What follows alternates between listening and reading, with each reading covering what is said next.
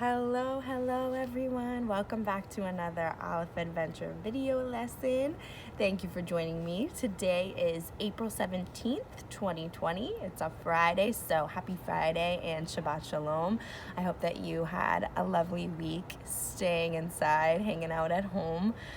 So today's lesson, I wanted to talk about a really important Jewish value, and that is called Gemilut Hasadim. Now, Gemilut Hasadim means random acts of loving kindness.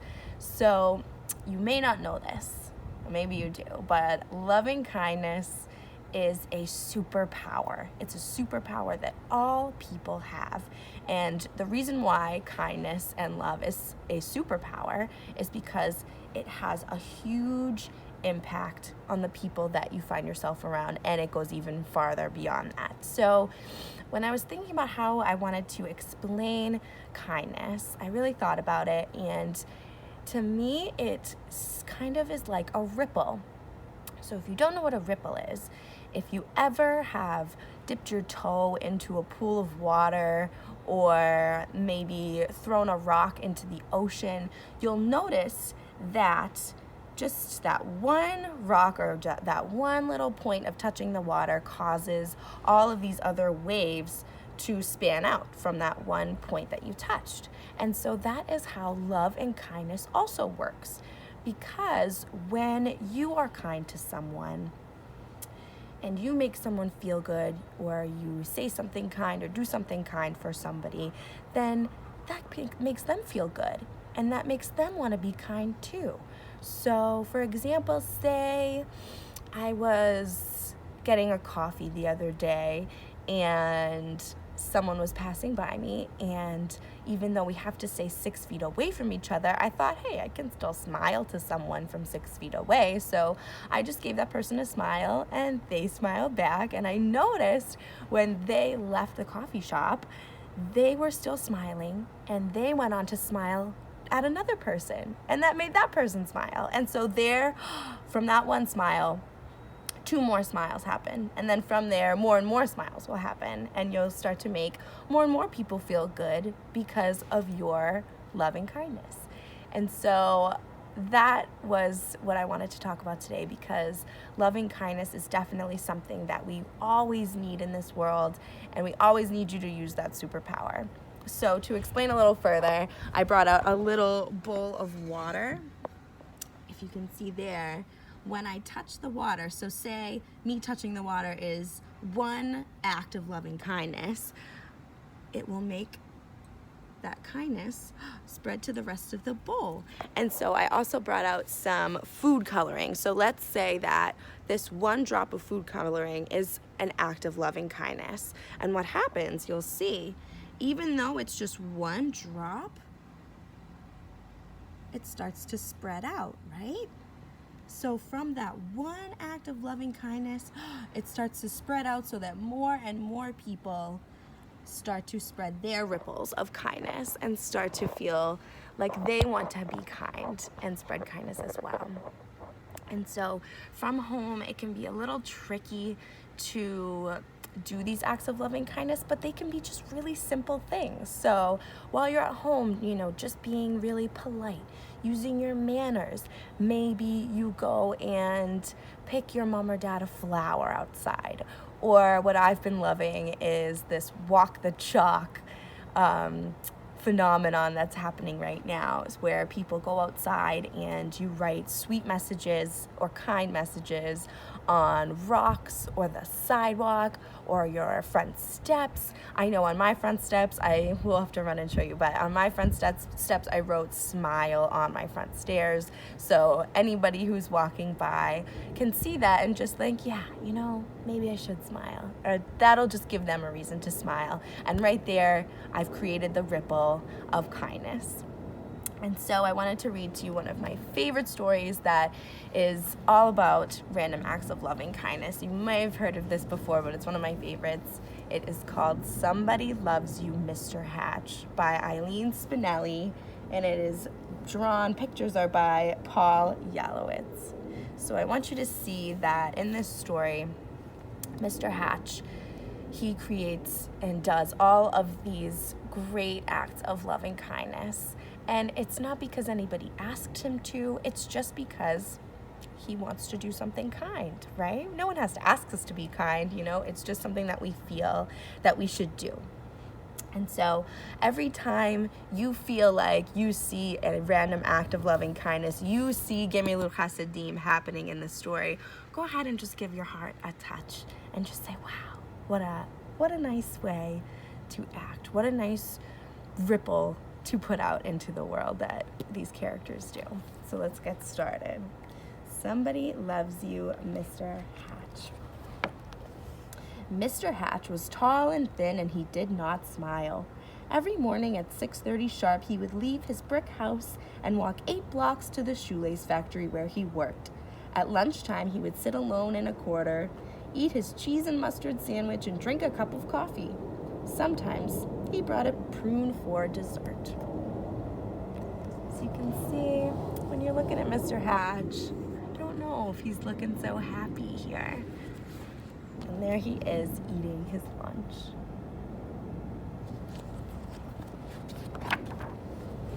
After work, he would make 2 stops. At the newsstand to get the paper, and at the grocery store to buy a fresh turkey wing for his supper. After supper, he read the paper, took a shower, and went to bed early. He keeps to himself. That is what everyone said about Mr. Hatch.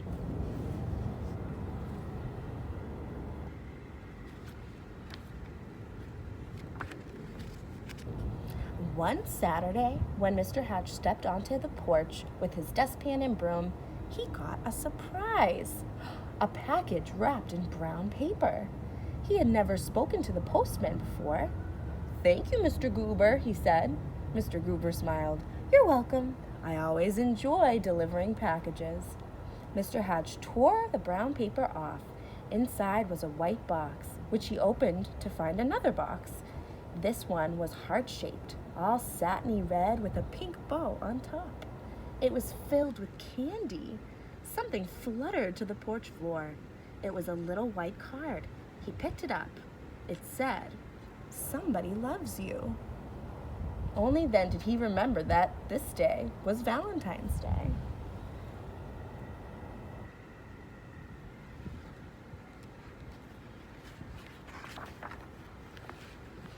Mr. Hatch wondered and wondered. Now, who would send this to me? He was all alone. He had no friends. And yet someone had sent him a Valentine. Who? He put the box on the coffee table and tried to do some dusting. But every time he left the room, he had to keep peeking to see if the box was still there. He dusted and dusted, and the dust cloth seemed to whisper, "Somebody loves you. Somebody loves you."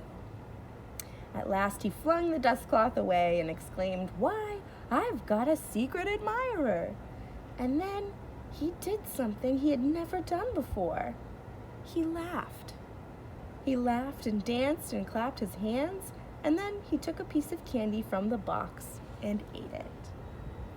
Now, I'm definitely feeling that some Gemilut Hasadim is happening at this point in the story. So obviously somebody sent Mr. Hatch this lovely box of chocolate, and he is acting so much differently than how we first met him back on page 1.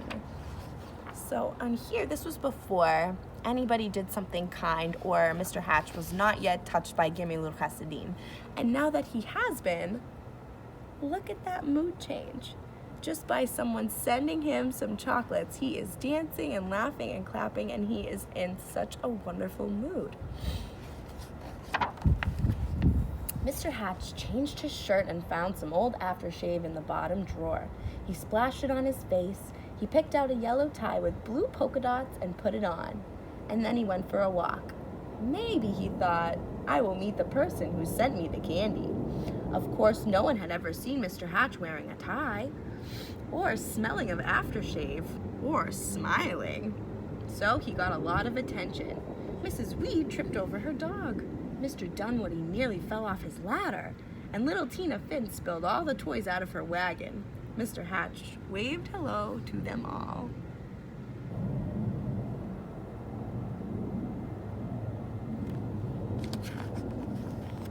On Monday, it was back to work. At lunchtime, Mr. Hatch sat in the middle of the cafeteria. He spoke to everyone and passed out chocolates from his hard box. On the way home, as usual, he stopped at the newsstand. Mr. Smith handed him the usual paper. "I think I'll have a pack of mints," said Mr. Hatch, not as usual. Mr. Smith was shocked. "Was that you speaking, Mr. Hatch?" "Indeed it was," said Mr. Hatch. "I said I would also like a pack of mints. And if you don't mind my saying so, Mr. Smith, you don't look very well today." Mr. Smith recovered from his shock to reply, "You're right. I don't feel very well. I have a cold. I was supposed to go to the doctor's this afternoon, but the stand has been so busy I haven't had the time." Mr. Hatch smiled. "Why, I'd be happy to watch the stand for you while you go." Mr. Smith could hardly believe his ears. "You would?" "Certainly. Just show me what to do." And so Mr. Hatch ran the newsstand for an hour. He wondered if any of the women who stopped to buy a paper or magazine or a candy bar had sent him the mysterious Valentine.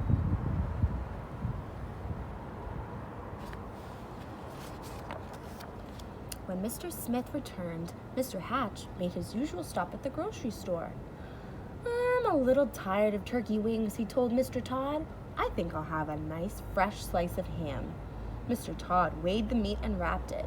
"You look worried," said Mr. Hatch. "I am," said Mr. Todd. "My little girl is late. She hasn't come home from school yet, and I can't leave the store to look for her until my wife arrives." "Goodness, why didn't you say so?" said Mr. Hatch. "I will go look for her." And so he walked to school and found little Melanie Todd by the swings and brought her home. Thank you," said the grocer. "Any time," said Mr. Hatch.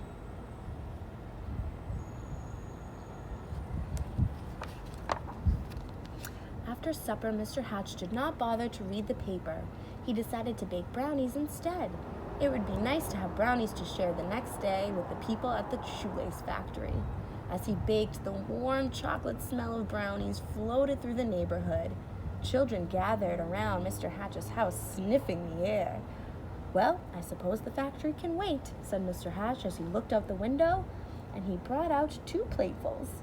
"And now, what are brownies without lemonade?" he said, and he stirred up a nice cold pitcher. When the parents came to gather their children, they had some brownies too. It turned out to be a picnic in Mr. Hatch's backyard. He dusted off an old harmonica and played songs he remembered from his boyhood. Everyone danced.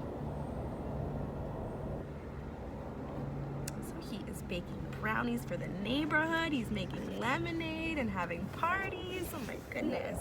He's doing so many kind things ever since he got this box of chocolates. And so the days and weeks went by.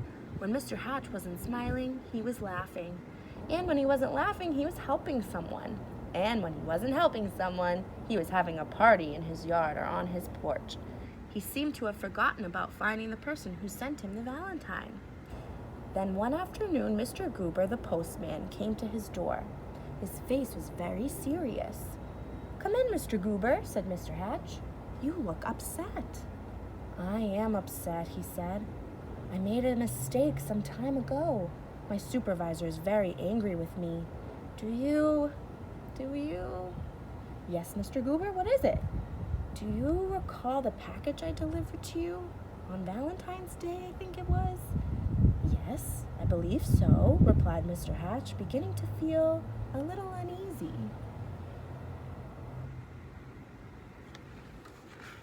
"I don't suppose you still have it," said Mr. Goober sadly. "As a matter of fact," said Mr. Hatch, "I still have the box. The candy is gone, though. Why do you ask?" The postman took a deep breath. "I'm afraid I delivered it to the wrong address. It was supposed to go to another house." Mr. Hatch recalled tearing off the brown paper. It had never occurred to him to look at the address. He fetched the heart-shaped box with the pink bow and gave them to the postman. "I do hope your supervisor won't be too angry with you now." The postman was heading down the sidewalk when Mr. Hatch called from his porch, "Mr. Goober, I forgot something." He gave the postman the little white card.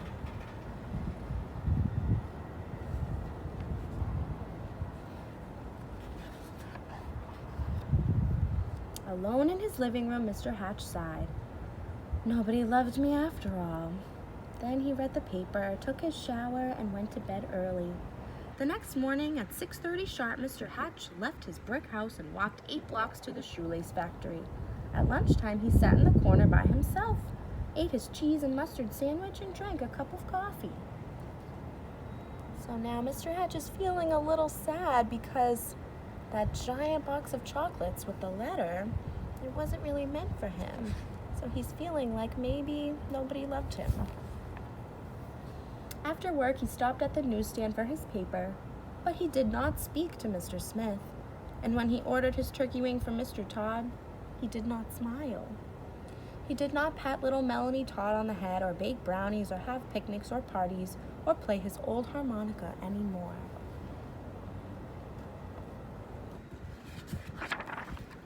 Everyone whispered, "What is wrong with Mr. Hatch?" Mr. Goober, the postman, told them, "We love Mr. Hatch," insisted Mr. and Mrs. Dunwoody. "He gave us flowers for our garden. He helped to mend our back fence." Mrs. Weed nodded. "I love him too. He saved his bones for my dog, Ruffy." Ruffy barked. She loved Mr. Hatch too. Mr. Smith told everyone how Mr. Hatch had watched his newsstand so he could visit the doctor. And Mr. Todd told everyone how Mr. Hatch had found his little girl. All the children in the neighborhood remembered Mr. Hatch's wonderful brownies and lemonade, and most of all, his laughter.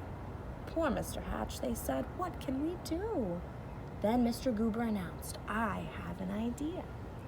So here are all of the random acts of loving kindness that Mr. Hatch did for all of these people. On Saturday morning, Mr. Hatch woke to a bright and sunny day. He put on his old overalls and went onto his porch with his dustpan and broom. He couldn't believe his eyes.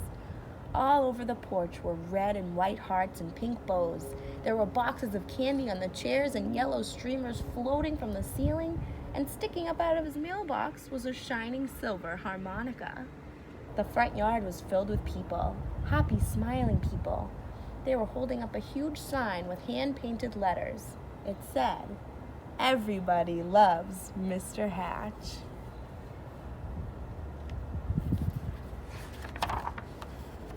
Mr. Hatch dabbed a tear with his handkerchief. "I do believe," he sniffed, "somebody loves me after all." And then he smiled, and then he laughed, and then he hurried down to be with his friends. The end. What an awesome story. So as you can see, Mr. Hatch's act of loving kindness spread throughout the neighborhood, and then in turn his friends wanted to make sure that they did a random act of loving kindness for him by throwing him a wonderful party. So I hope that even though it's a little hard to do random acts of loving kindness out in the world right now, you can still do them from home. So whether you just help your mom and dad out with some cleaning, or you just use your manners when you ask for something, or if you just give a family member or a loved one a phone call to tell them that you're thinking of them, you will just make their day. And that is why kindness and love and Gemilut Hasadim is such an amazing superpower that you have. So I hope to hear from you soon. Let me know any random acts of loving kindness maybe that you do. Maybe write some kindness rocks or some sidewalk chalk notes for people who are walking around just to make them smile. So I hope that this video also made you smile, and I will see you soon. Take care.